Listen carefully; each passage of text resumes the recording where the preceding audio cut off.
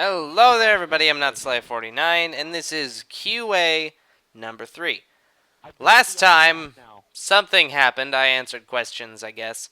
And this time is more questions than things, yes.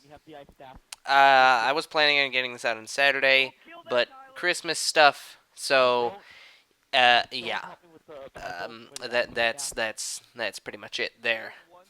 So let's, I don't, questions. Yeah. Starting things off, we have Code Red 56, 7 times 6, 8. Oh my god, I hate my life. Who asks, do you ever plan on playing Wind Waker? Yes. In fact, I started Wind Waker. I'm assuming you mean, do I plan on finishing Wind Waker? Yes. Right? But, I don't know.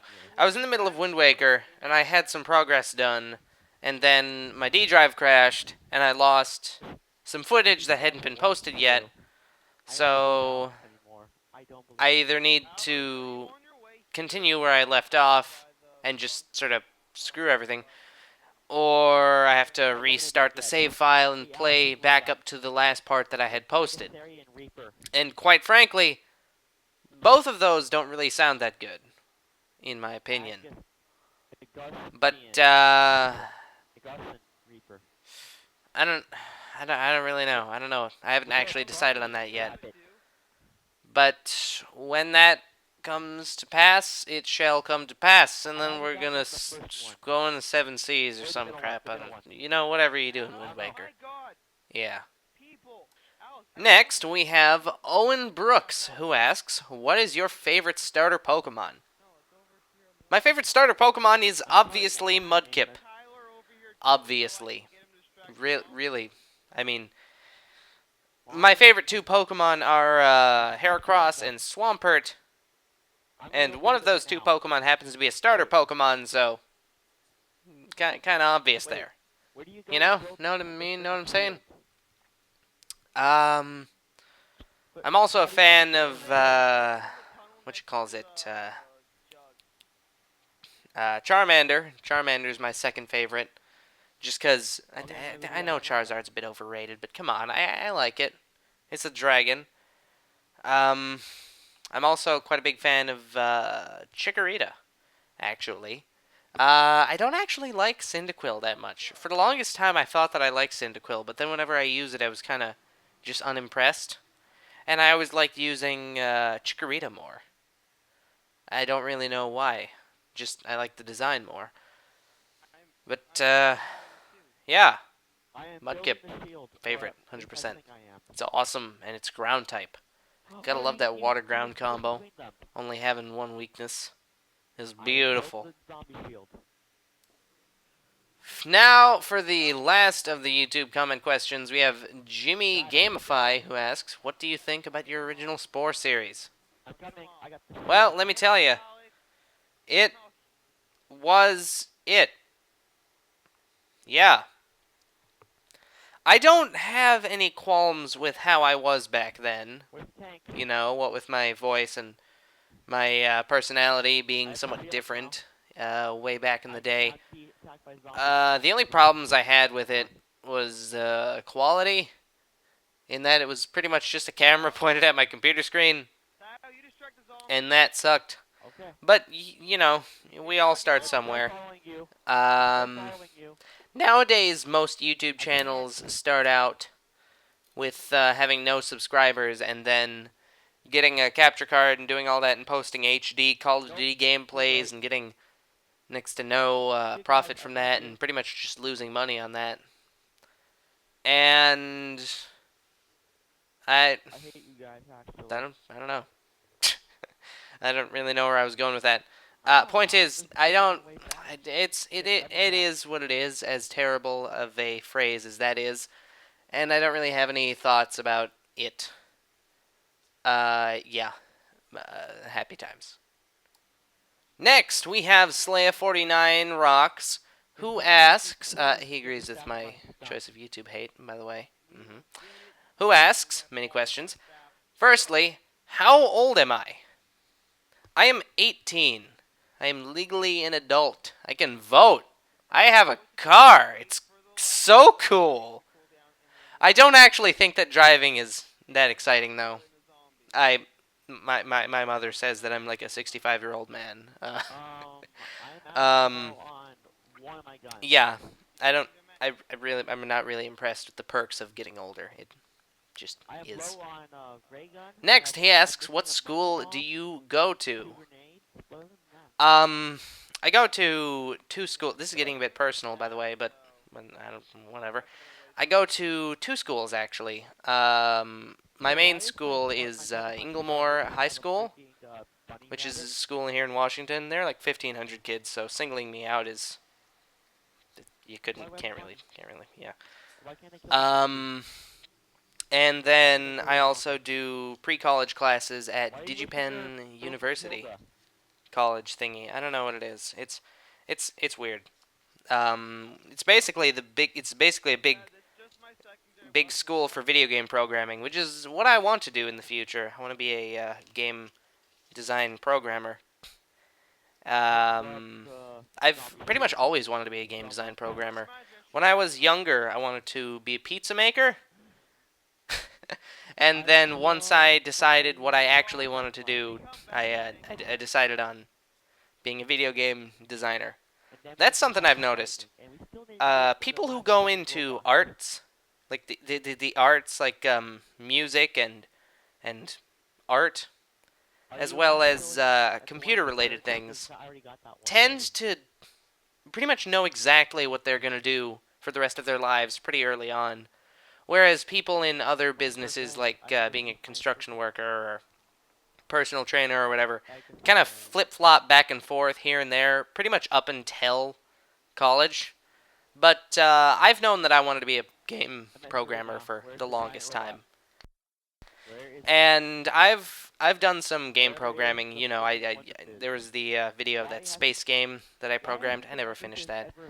And then I also programmed a variant of Hunt the Wumpus, where you play as Kim Jong Un hunting down Uncle Sam. Which I was gonna post a video of that actually. I don't really know why I haven't. Maybe I'll have a video of that playing in the background. Who knows? I don't know. I'll figure that out when I get around to editing this. Um, yeah, I programmed that while I was in a team, and we were at a Microsoft competition actually. And our team won. We brought a trophy. Well, we were one of 5 winners. We brought a trophy back to our school, and we still didn't get a spot in the yearbook. Football team didn't get a trophy. They got a spot in the yearbook. No, but no. AP Computer Science, no, it was IB Computer Science, brought home a trophy, and we didn't get a spot in the yearbook. Next, he asks, what's your Steam name? My Steam name is Captain Spanky. CAPTAIN space SPANKY. It used to be Cap'n Spanky, like CAP apostrophe N, but for whatever reason, people couldn't understand how to spell that, so it's Captain Spanky now. Yeah. And finally, he asks, how was your last breakup mentioned in last video? Honestly, it was not that bad. Um, it was with Ruby, who did the she was in a couple of videos. She did the she was co-commentating in the Hobbit videos, which I didn't finish because D drive crash, yeah. And yeah, it wasn't that bad. Honestly, she kind of started acting like a dick. She sort of did a whole bunch of crap that I don't really want to go into. And yeah, honestly, I was more relieved than sad when she broke up with me, so there's that. And honestly, she lived in a different state, so it's not like there's anything different. I just don't sit around here on Skype waiting for her to get on anymore. That's the only difference, really. Um, I did feel a little sad for a while after the whole thing was over, though, so. Yeah. Kitty cat goes meow. Finally, with the YouTube inbox things, we've got Magical MLG who asks, Are the changes to YouTube LP policies or whatever going to change what you record? Were any of my videos flagged? Um, the answer, no and no.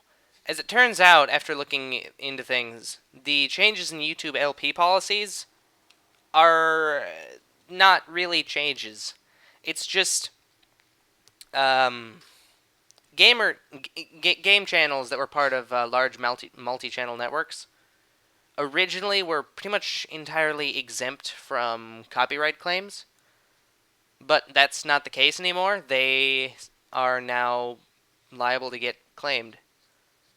But I was never part of a multi-channel network, so nothing has changed for me. That it it's just that people who are part of multi-channel networks are now under the same restrictions that I am. So this is a box of matches, by the way. And yeah, none of my videos are flagged, except for a couple ghosts videos.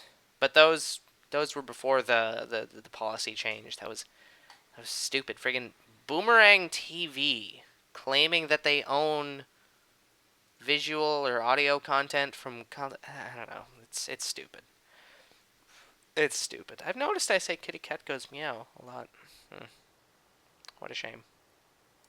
Scyther used fly. Tumblr, by the way, asks many things. What Pokemon would you be if you had the power to become one that is not legendary or Ditto? I don't know. Heracross, I guess. I mean, I can kind of fly and break bricks. Eh. And also, top 5 favorite Pokeballs. Oh man, let me tell you. Gosh. I don't know, man. I hadn't really thought about this. Hmm.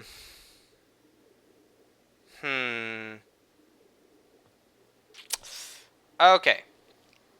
So I think I'm going to start off number 5, right? Number 5, Premier Balls. Premier Balls are just Pokeballs, but they're silvery and they look nice, and they make the whole thing with capturing the Pokemon feel just a little bit more special. You know, just a tiny, a tad bit. Yeah, that's really it. They just add a bit more sentimental value to Pokemon that you catch because they look shiny and they're different. By the way, freaking amazing best thing about Pokemon X and Y, there's a Pokeball store where you can just buy Premier Balls in bulk. Oh my god, it's beautiful. Beautiful. Be a beautiful. Number 4, Heal Ball. Heal Balls, again, not the most useful. They're pretty useful early on when you've got Pokemon that you catch and then they're healed right as soon as you get them in your inventory. But that's not the reason why I like Heal Balls. They're just like normal Pokeballs in their effectiveness. The reason I like Heal Balls is simply because they're pink. That's really the only reason why I like them. They're pink, and they look nice. Number 3, Quick Balls. Quick Balls are really useful. You know, they have really high effectiveness at the beginning of the battle, and then they get lower and lower as you go on. They're very good for catching roaming legendaries. That's about it. Yeah, they're roaming legendaries. That Quick Balls have saved me. Number 2, Ultra Balls. Ultra Balls are just generally useful, you know? They got 2 times multiplier, which isn't the highest, but it's still good. You know, it's 2 times. And I don't know, they've just been a staple in my bag throughout all of Pokemon. You know, I've always had Ultra Balls. Yeah, they're just generally useful. They don't look the best, though, I will say. I prefer Pokeballs that are brightly colored. You know? Like the Heal Ball and the Premier Ball and the Dive Ball. Ooh, Dive Ball. I also like the Luxury Ball because it mixes it up a little. You know, it's dark, but then it's got dark undercarriage, the lower hemisphere of the Pokeball is dark as well. It's not just the top dark. No. And I like that. It looks nice. It makes me feel good about myself. Yeah. Number 1. Guess what? Okay, leave a comment. Just pause the video, leave a comment. Guess what my number 1 ball is. You done? Okay, it's Dusk Balls. Dusk Balls are the best ever. Oh my god, they're so good. If you're inside in a dark area, 4 times catch rate. Oh my god. Oh my god, so good. Also, they look cool, right? They look cool, 4 times catch rate in the dark. Okay? I don't know if that also applies to being inside buildings that are lit up. I've never bothered to test that. But regardless, if you're in a cave, or if you're outside and it's nighttime, which, by the way, in a cave or outside where it can be nighttime, where almost all legendaries are, just throwing that out there, almost all of them, 4 times catch rate, so good. Oh my god, so good. Oh my god. Dusk Balls, 100% favorite, always do, 10 out of 10, yes I. Very Random Wow asks, what is your favorite animal? My favorite animal is... Actually, it's axolotls. I really like axolotls. I like salamanders. Those are cool. But axolotls just take it up to the next step, right? Take it up a notch. First off, they're really, really rare kind. They're not really rare, but they're indigenous to only 2 lakes in Mexico, one of which has been pretty much completely drained, and the other one has been partially drained. So blame the Mexicans for everything involving axolotls. Also, I guess axolotls are sort of Mexican delicacy. Freaking Mexicans! Getting rid of all of our axolotls. Gosh. Luckily, though, people breed axolotls, and they are kept in captivity for research. So, just like in Pokemon, the only places you can really get axolotls are from breeders or science labs. It's pretty neat. By the way, Wooper is not an axolotl. Okay, Wooper is a regular salamander. Okay? Larval salamanders look like axolotls. Most of them do, anyway. Larval salamanders look like axolotls, right? Mudkip and Wooper, they look pretty similar. They got the cheek dingles, they got this and that. But when larval salamanders mature into adolescent salamanders, they lose their cheek dingles, and they look more like Quagsire. Right? Wooper, the larval stage, has cheek dingles, evolves into Quagsire. Quagsire is just a regular tiger salamander. Whereas Mudkip remains pretty much the same throughout its evolution. It's got the cheek dingles, it's got the head thingies, it's got all that. That's a trait known as neoteny. I never bothered looking up how to pronounce that. Yeah, it's really cool. Wooper isn't an axolotl. It's not. It's not. Favorite game on Steam? He also asks. I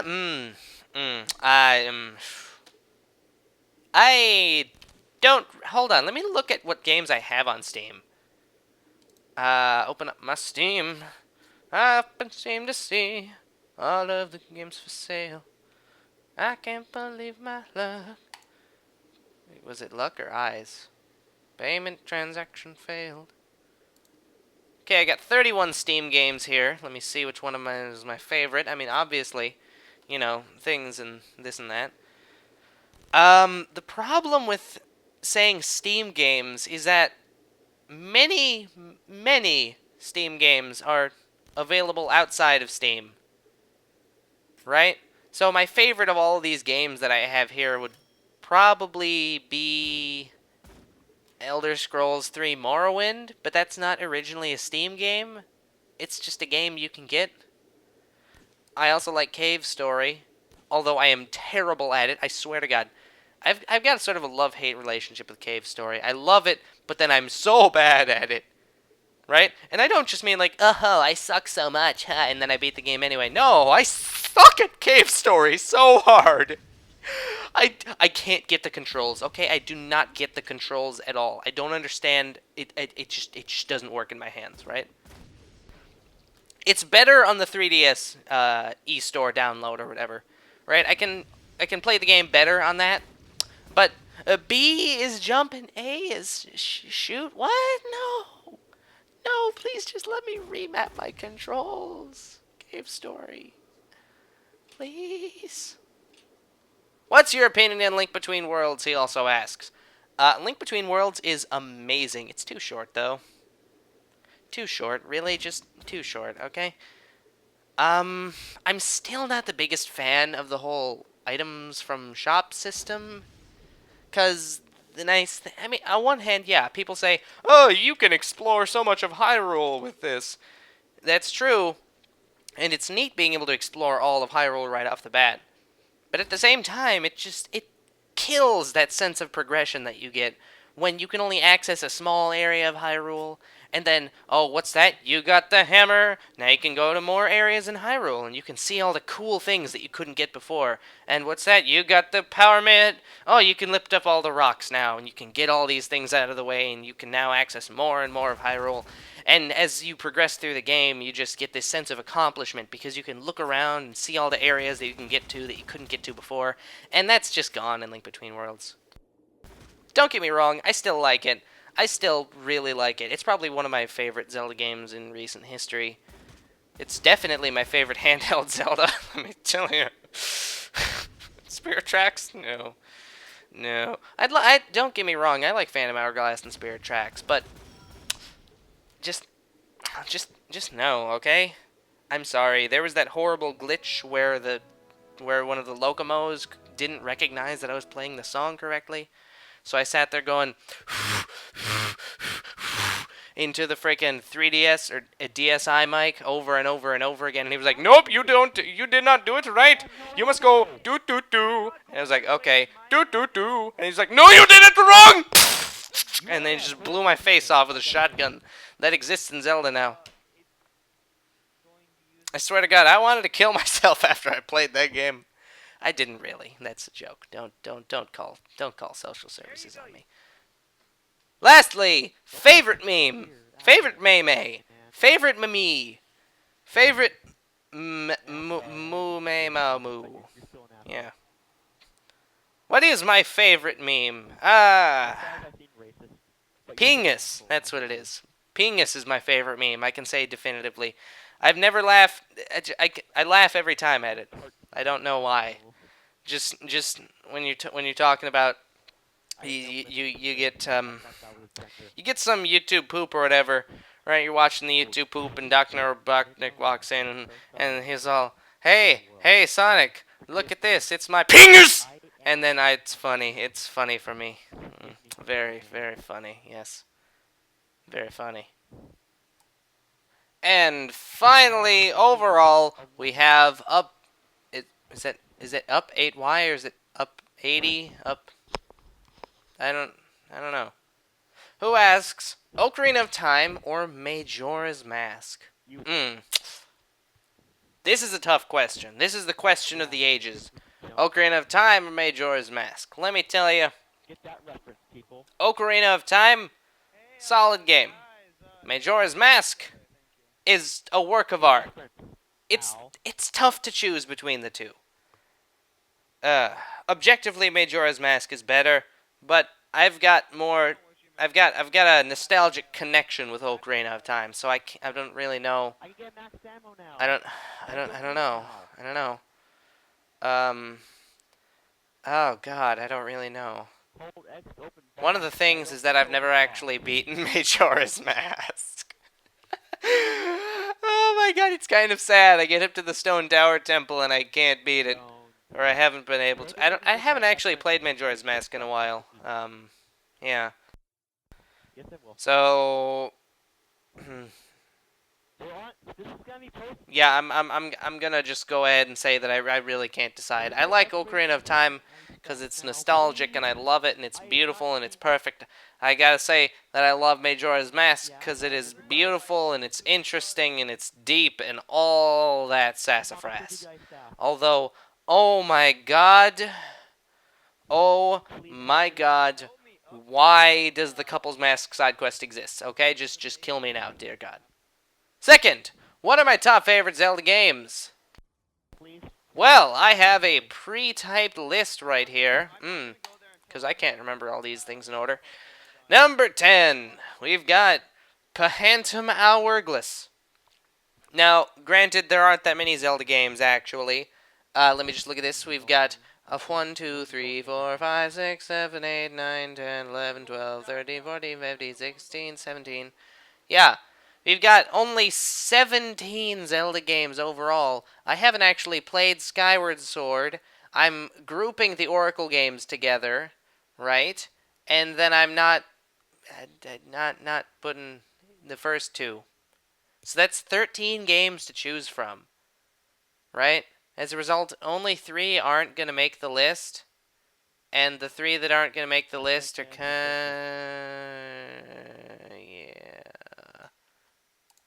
So yeah, number 10, Phantom Hourglass. Phantom Hourglass was good. Don't get me wrong. I enjoyed it. I played it. I liked the boat customization. That was neat. I didn't like Lineback as a character, honestly. A lot of people said that they're just going on and on about it. Oh, Lineback! Oh, I love Lineback! Oh, blah, blah, blah. You know, like he's friggin' Johnny Depp Jack Sparrow or something, but no, he's not. He's a friggin' pansy. I will say, Hourglass would have been much better if it had used a regular control scheme. Or if it didn't have the Ocean Temple. I hate the Ocean Temple. Don't get me wrong. I love the idea of going deeper and deeper into the temple and discovering more and more. But I hate how they did it. It's so bad. Oh my god, it's so bad. Ugh. Number 9. The Minish Cap. Minish Cap was another one of the Zelda games that I got really far in, but I never actually finished because I got to the last temple and I lack enough skills to beat Vati. I can beat the first and second forms, and then by the third form, it's just, I can't even do it. But yeah, the gameplay was solid. I liked the soundtrack. Getting around the overworld was a bit confusing. The overworld was a bit cluttered, honestly. And it seemed like a maze in some areas. It was a bit confusing, and I didn't really like that. Also, I didn't like how Kinstone fusions locked themselves out after a certain amount of time had passed. You know, like there's a certain Kinstone fusion that you can get, and if you don't know that it's there, or if you don't have the right piece and you explore some more, you finish some more of the game, you get a little further, you come back, they might not want to fuse anymore. And I didn't like that. It's stupid. I hate everyone. I hate to death. Number 8. The Oracle games. The Oracle games were really good. Don't get me wrong. I loved them. They were amazing. They were so good. The problem was that I had no idea what I was doing the entire time. No idea at all. Those games were so huge, and you got no hints. I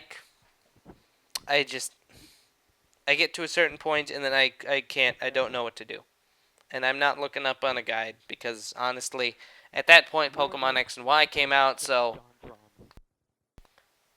I mean, I'm not saying that I played them recently. I played them when I was younger as a kid, then I got them both on the 3DS store. Then I started playing them, and then it was all, oh boy, yay, fun. Ooh, X and Y. Well, I know which ones of the two is going to get my attention, if you know what I mean. Yeah. Or no, it wasn't X and Y. It was New Leaf. New Leaf came out, and then I played that instead of the thingy. You know what the 3DS e-store needs? It needs Super Metroid. Confirm. Nintendo got Super Metroid on the 3DS store. It's on the Wii U store, but I don't care about the Wii U. Get it on the 3DS store. Come on. Do it. Please. Me love you long time. Number 7, Link's Awakening. Link's Awakening is kind of like the Oracle games, except it's not as deep. And while I like the Oracle games for their complexity more than Link's Awakening, I like how I can actually beat Link's Awakening without a guide, so... Yeah.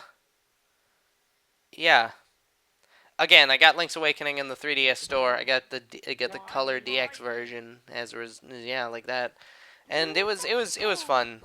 Although it had been years and years and years and years and years since I last played it, so I got kind of horribly lost on the Eagle Tower or whatever.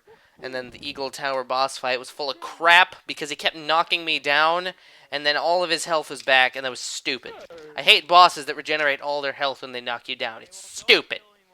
It's stupid. I'm looking at you, frickin' Moldorm. Goddamn Moldorm. Number 6, Twilight Princess. Yeah, I know what you're gonna say. Oh, Slayer, nobody likes Twilight Princess. It sucks. I like Twilight Princess, okay? It was like a breath of fresh air. I played Wind Waker. I thought, Wind Waker's nice, but you know what I need? I need me a good old-fashioned Ocarina of Time style Zelda that's on friggin' dry land. Don't get me wrong, I like sailing and all that. I like that, don't get me wrong. But, I mean, honestly, we haven't had a normal Zelda that wasn't on the open sea since Majora's Mask. And come on. And Twilight Princess delivered. I liked it. The atmosphere is beautiful. Made me feel nice. The Master Sword, I like that. Midna, Midna's pretty neat, I guess. I like Navi more though. I mean, Navi's the cursor, but that doesn't really count. But yeah, I liked how big it was, right? Twilight Princess was big. The only problem with Twilight Princess was that it was big and there wasn't anything there. It was big and there was just nothing to see anywhere. They needed more stuff in the space that they had. Aside from that, it was fun. I liked it. Made me feel good about myself. Number 5, A Link Between Worlds. That's right, the new one, the new thing that came out. You know that one? Yeah, you know that one. Link Between Worlds, I actually already just went over this in this exact episode, but, yeah, it's nice. It controls, like, milk and butter and horse ride back. Yeah. And it's like A Link to the Past, except it's new and different, and you can become a painting on walls, and Reggie fills aim, and everyone is happy. Yes. I've already said all that. Number 4, A Link to the Past. Just disregard that there's no time travel, so there's no linking to the past or whatever. None of that. Instead, you link to the Dark World.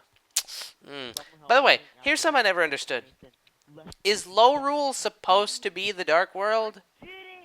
Or is it a completely different dimension from the Dark World that just happens to have all of the same things in it, except the giant pyramid's gone and instead you have Lorule Castle? That's what I never understood.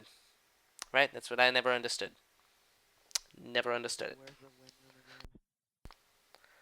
I don't know. Yeah, but Link to the Past is really good. It's really nice. It's got a bunch of stuff. It's got a bunch of neat stuff. It's got a bunch of hidden stuff everywhere. You can play through that game and not even find the magical Poofy Poof Gone Cape. Poofy Poof Gone Cape. And that's something that I liked about it. I also really liked how you could temper your sword. That was one of my favorite things. You know, you start out with the little pansy sword and you swing it and it goes, whoosh, and then you get the master sword and you swing it and it goes, whoosh, and then you temper and it's like, whoosh, and then you slap it in the fairy fountain and the fairy's like, oh, it's gold now, and then it goes, whoosh, and I love that. I love how it changes sounds and it changes looks and it's cool, and it's so good. I love it. I'm hitting things. Yeah. But there was a lot of cool hidden secret stuff in A Link to the Past. I love that. I love cool hidden secret stuff. If you play Dark Hollow, you know that I love cool hidden secret stuff. That Dark Hollow is nothing but cool hidden secret stuff. You know, when I make a video game, it's gonna have nothing but cool hidden secret stuff in it. Yeah. Number 3, the one with the boat and the Wind Waker. Yeah, that's what it's called. Wind Waker. Some people hate it because it's cartoony. I don't. I remember my first encounter with the Wind Waker. It was pretty simple, right? I went into the GameStop. I remember the GameStop in Minnesota where I used to go to used to be called Funco Land, and then it turned into GameStop. Whatever. Just thought that was a bit of interesting trivia. Don't know if that happened anywhere else. Don't know if Funco Land existed elsewhere, but it turned into GameStop in the one place in Minnesota. Hmm. Yeah. Yeah, I went into the GameStop and then I saw the Wind Waker and I thought, oh, what is that? And it's a new Zelda and I thought, man, Link looks like a girl in this one. And then later I got it and I hated the segments in the pirate ship where you had to swing on the ropes. Hated it to death. The rest of the game was solid, however. It was solid, it was good, it was nice. I loved the Wind Temple. The Wind Temple, probably one of my favorite temples ever. Right? One of my favorites. I love it. You play as the Makar. The puzzles are nice. I like the puzzles. It feels very flowy, the Wind Temple. You know? You don't really get an experience like the Wind Temple in any other Zelda game. You don't really get that kind of feeling where you're like, oh, I gotta go down a couple floors, jump off a cliff, deco leaf. I gotta go up a couple floors, jump off a cliff, deco leaf. The wind takes you up. Oh, it's just feels so free and so nice. Which is a really big thing in Wind Waker. It feels really free and really nice. You don't feel restricted in any way because it's magic, and you sail across the seven seas, and everything is nice. Yes, and that's the Wind Waker for you. It's a magical adventure. Although I do not like the the some of the mini games in it. Do not like them. Number two, Ocarina of Time. I just went over how Ocarina of Time and Majora's Mask I kind of go back and forth with, but like I said, I admit that I like Ocarina of Time mostly for nostalgia, so it's number two. Spoilers about what number one is in that case. It's actually Zelda 2. No. But yeah, Ocarina of Time is amazing. It captures the feeling of adventure perfectly. You know, you're in the land of Hyrule. Oh, it's a princess. Oh boy, you gotta save a princess. Oh, what's that? It's a fish princess. Well, what's that? It's the Lon Lon Ranch princess. I swear to God, how many girls were in Ocarina of Time? It's crazy how many there were. I'm surprised there wasn't a Goron princess or something. But whatever. Yeah. Uh, yeah, but it's really nice. I always liked the things in Ocarina of Time, and I remember to this date being horribly stressed out about the Bigoron sword minigame puzzle thingy. Not minigame puzzle, the trading sequence. Horribly stressed out about it. I remember one time I failed to deliver the mushrooms to the old lady behind the thing in Kakariko Village, and I have been terrified of screwing up ever since. It's terrible. Yeah. Number one, Majora's Mask. Whoopity doo, big surprise. Majora's Mask is amazing. I love it. It feels it's amazing. It just is amazing, right? I love how you can transform into the different forms. That's really cool. I like how you can I like everything about it, honestly, except for Georg. Seriously though, Ocarina of Time Water Temple, pretty bad, but I can get through it, right? It's just tedious. Majora's Mask Water Temple is a maze, a confusing maze of mazeativity and confusion, and I don't know what to do. And then you get to Georg, and it's like, oh, look at me, I'm Georg. Oh, Georg is the only bad part of Majora's Mask. Okay, it's awful. It is a horrible part of Majora's Mask, but it's the only bad part. But yeah, I always loved the atmosphere in Majora's Mask is just, it's amazing. Right? Ocarina of Time feels very happy fun time. It feels very, very good. But Majora's Mask feels almost depressing. And that's what's good about it, kind of, almost. I'm not really sure how being depressing is a good thing, but it is in Majora's Mask's case. If you've played it, you know what I mean. Everything's gonna die. Everyone's gonna die. You can go and you can save Malon from the aliens, but then time gets reset and there's no point because once you've gotten the cow mask, once you get the Romani mask, you're pretty good. Pretty good. Let me tell you. Yeah. Hmm. Anyway, that's all for now, everybody. Until next time, I'm not Slave49.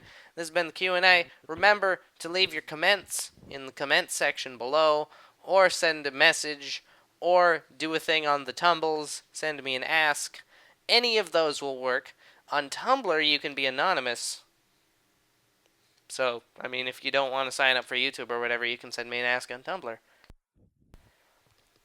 And yeah, that's all. I'll see y'all next Saturday, Sunday, hopefully next weekend anyway. Good night.